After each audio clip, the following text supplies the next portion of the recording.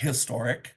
I never dreamed that, this process would be kind of tossed in the air and reshuffled.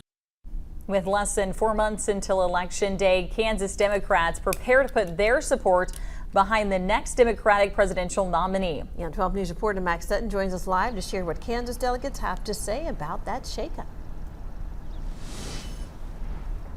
And Felicia, those delegates are now turning their attention to the DNC in Chicago next month. While they're there, they'll need to nominate and select a presidential candidate. Now, normally this is done months prior and it's selected by the voters. Obviously, it's a little bit different this year once President Biden decided to drop out. Now, we spoke with one of those 39 delegates who will represent Kansas at the DNC.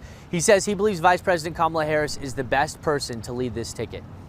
Democrats are going to nominate a woman to be our next president.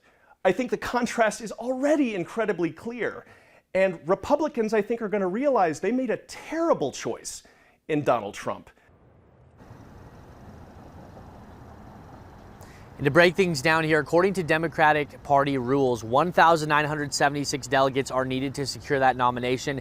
AP News predicts that Kamala Harris has already reached that number. Guys.